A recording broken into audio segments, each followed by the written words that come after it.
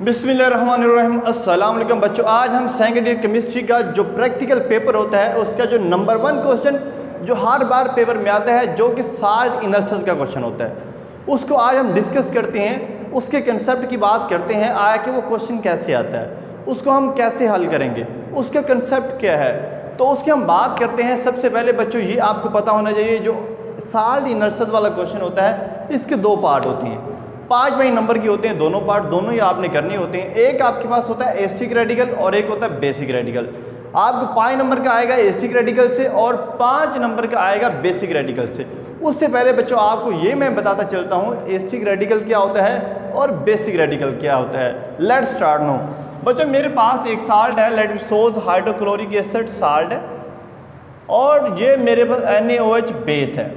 जब इन दोनों का रिएक्शन होता है तो बच्चों मेरे पास NaCl नमक बनता है और वाटर बनता है। ठीक है, इतना तो आपको पता है। सोडियम पॉजिटिव है और ये Cl नेगेटिव है, दोनों मिलके NaCl, और ये OH नेगेटिव ये पॉजिटिव, ये भी दोनों मिलके वाटर बन गया। ठीक है, अब हमें पता कैसे चलेगा भाई हमारे पास बेसिक रेडिकल कौन सा है और एसिटिक रेडिकल कौन सा है। ठीक है बच्चों, मैं आपको ये मेरे पास नमक है, साल्ट है, मैंने बताना है भाई इसमें एसिटिक रेडिकल कौन सा है, एसिटिक रेडिकल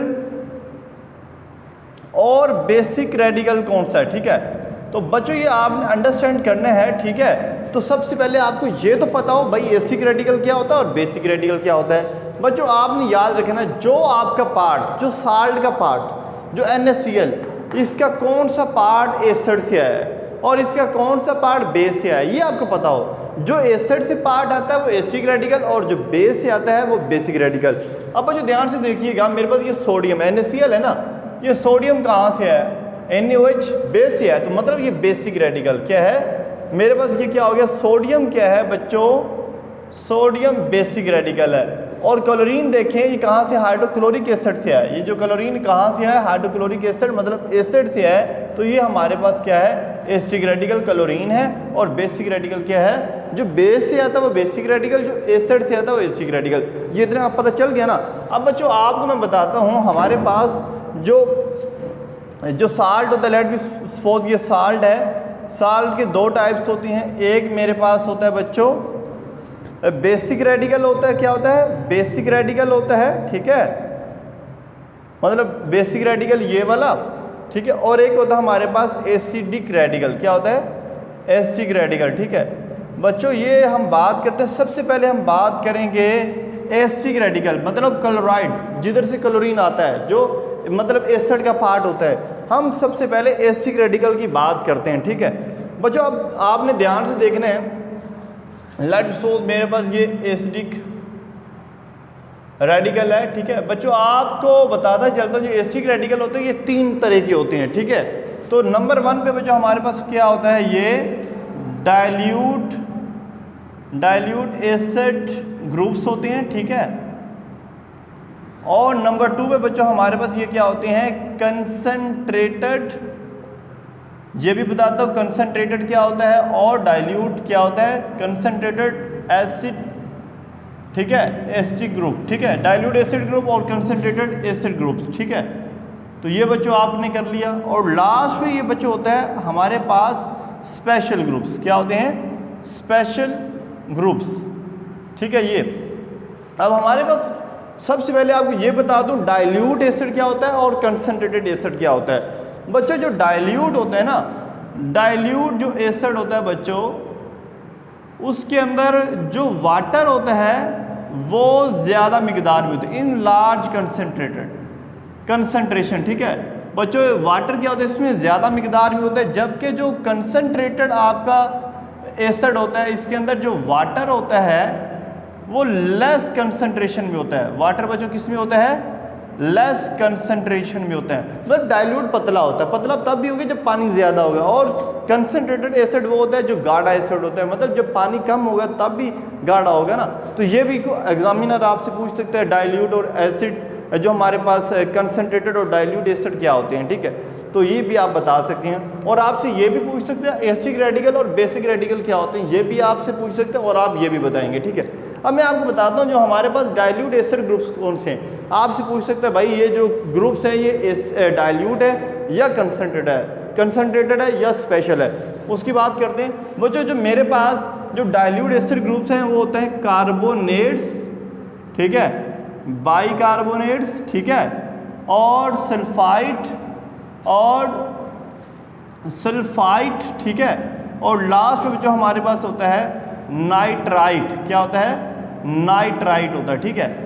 और अब ये तो हमारे पास डाइल्यूट एसिड। आपसे अगर पूछे कि भाई ये बताएं जो सल्फाइट है या सल्फाइड है या बाइकार्बोनेट है, ये कार्बोनेट है या नाइट्राइट है, ये आपका डाइल्यूट है या फिर कंसनट्रेटेड है। अगर आपने याद की है नाइट्राइट है, वो आपसे कहे भाई नाइट्राइट ये आयन, ये रेडिकल, ये डाइल्यूट है, ये कंसनट्रेटेड, तो आप बताएंगे सर ये डाइल्यूट है, ठीक है। ये वाइवा में क्वेश्चन पूछ सकते हैं, ठीक है। और कंसनट्रेटेड की बात करते हैं बच्चों। कंसनट्रेटेड में जो होते हैं आपके हैलोजन होते हैं, ठीक है, उसमें आपके पास क्लोराइड आयन होता है बच्चों। कौन सा होता है?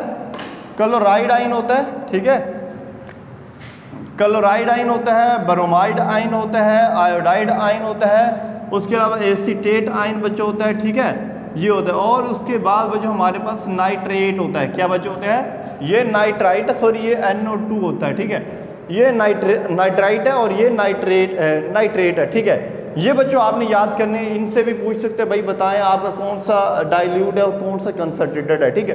अब स्पेशल ग्रुप्स की बात करते हैं, वो हमारे पास सल्फेट होते हैं, ठीक है, और फास्फेट होते हैं, ठीक है। ये बच्चों आपके पास सिर्फ क्या होते हैं? स्पेशल ग्रुप्स होते हैं। अब बच्चों मैं बात करता हूँ जो डाइल्यूट एसिड ग्रुप्स का हमें पता कैसे चलेगा और कंसनट्रेटेड एसिड ग्रुप्स का हमें पता कैसे चलेगा, ठीक है। बच्चों अब आपने ये ध्यान से देखना है, ठीक है।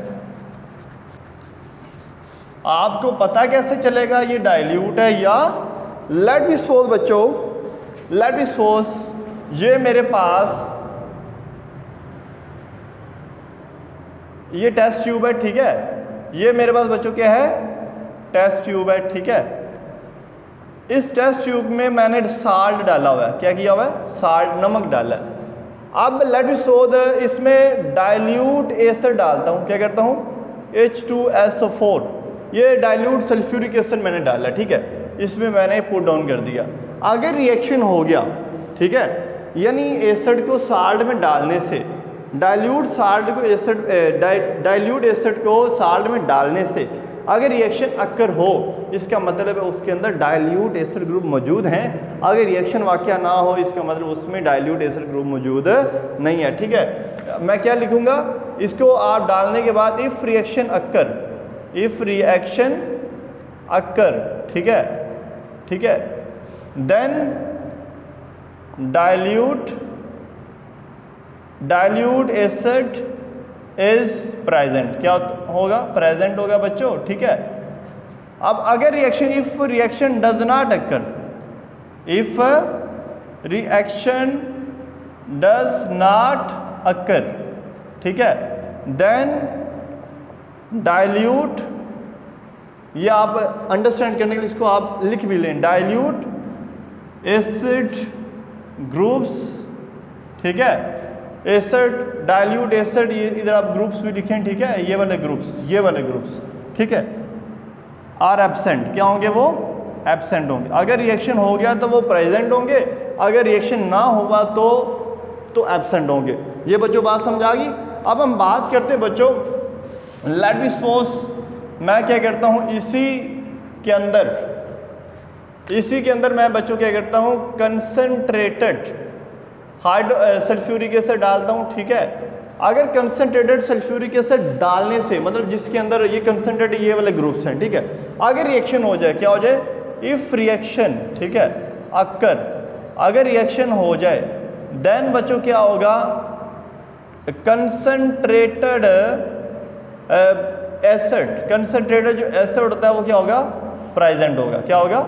एसिड ग्रुप्स जो बच्चों हमारे पास वो क्या होंगे? प्रेजेंट होंगे, ठीक है। अगर reaction, if reaction does not, अगर बच्चों रिएक्शन नहीं होता, डज नॉट अक्कर, ठीक है, अगर रिएक्शन नहीं होता, does not occur, then concentrated acid groups are absent. क्या होंगे बच्चों? आर एब्सेंट होंगे। बात समझ आ गई ना? अगर रिएक्शन होता है कंसनट्रेटेड एसिड को डालने से, रिएक्शन होता है इसका मतलब कंसंट्रेटेड जो एसिड ग्रुप्स हैं ये वाले ग्रुप मौजूद हैं। अगर रिएक्शन नहीं होता इसका मतलब उसमें ये वाले ग्रुप्स मौजूद नहीं है। बच्चों लास्ट वन की बात करते हैं, ठीक है। अगर मैंने इधर देखे बच्चों ध्यान से, मैंने डाइल्यूट सल्फ्यूरिक एसिड डाला इसके अंदर और मैंने डाइल्यूट सल्फ्यूरिक एसिड डाला तो रिएक्शन नहीं हुआ, तो फिर मैंने क्या किया कंसंट्रेटेड सल्फ्यूरिक एसिड डाला तो रिएक्शन तब भी नहीं हुआ, नो रिएक्शन। क्या दोनों को डालने से बच्चों रिएक्शन नहीं हुआ तो इसका मतलब क्या होगा, देन स्पेशल ग्रुप्स बच्चों फिर क्या होंगे, स्पेशल ग्रुप्स आर प्रेजेंट। मतलब जो हमारे पास स्पेशल ग्रुप कौन सी हैं, वो हमारे पास सल्फेट हैं और फास्फेट हैं, ठीक है। कौन से बच्चों हमारे पास ये वाले ग्रुप्स क्या होंगे, मौजूद होंगे। ये बच्चों था इसका बेसिक, क्या था बेस। ये आगाज साल्ट एनालिसिस का आगाज करने के लिए जो अभी मैंने आज जो आपको बताया आज और अभी बताया, ये साल्ट को समझने के लिए, साल्ट एनालिसिस का प्रैक्टिकल समझने के लिए ये बेस है। अगर आपको ये वाली बेस क्लियर हो जाती है, इससे नेक्स्ट वाला आपको इंशाल्लाह जल्दी समझ आ जाएगा। हम इंशाल्लाह नेक्स्ट बात करेंगे डाइल्यूट एसिड ग्रुप्स की, उसमें हम एक्सपेरिमेंट की बात करेंगे, ऑब्जर्वेशन की बात करेंगे और रिजल्ट मतलब इन्फेरेंसेस की बात करेंगे, ठीक है। उसके नेक्स्ट हम बात करेंगे कंसंट्रेटेड एसिड ग्रुप। हमें ये कैसे होगा, अगर आपका एग्जामिनर कहता है ये साल्ट है इसमें डाइल्यूट एसिड ग्रुप डालो, तो आप बताएं कौन सा ग्रुप मौजूद है, कार्बोनेट है, बाइकार्बोनेट है, सल्फाइड है या नाइट्राइट है, कौन सा ग्रुप मौजूद है। तो आप बताएंगे उसको ऑब्जर्व करके, आप बताएंगे सर इसके अंदर कार्बोनेट है, बाइकार्बोनेट है, सल्फाइड है, वट एवर वो आप बता देंगे। इसी तरह वो आपको साल्ट देता है, साल्ट में कहता है भाई आप कंसंट्रेटेड एसिड डालें, मतलब कोई भी आप गाढ़ा एसिड डाल दें तो आप उसको ऑब्जर्व करके बताएंगे भाई इसके अंदर ये वाला ग्रुप मौजूद है, कौन सा जो भी ग्रुप मौजूद है वो आप बताएंगे, ठीक है। तो या तो आपसे वो एग्जाम में पूछेगा डाइल्यूट एसिड ग्रुप्स का कोई पूछ लेगा या कंसंट्रेटेड का पूछेगा, इन दोनों में से एक पूछेगा, वो होगा 5 नंबर का, ठीक है। इसी तरह हम बात करेंगे बेसिक रेडिकल की, उसके भी क्या होते हैं 5 नंबर होते हैं। इस तरह आपके बन जाएंगे 10 नंबर। अगर आप बच्चों ये सीरीज देखते हैं 3-4 जो लेक्चर आप देखते हैं, इंशाल्लाह आपके जो 10 नंबर हैं ये क्लियर हो जाएंगे और इसके साथ आपको प्रैक्टिकल का एक पता भी चल जाएगा कैसे होता है, इनका मेथड क्या है, इसका तरीके क्या है। ओके, मिलते हैं नेक्स्ट वीडियो के साथ, तब तक अल्लाह हाफिज़।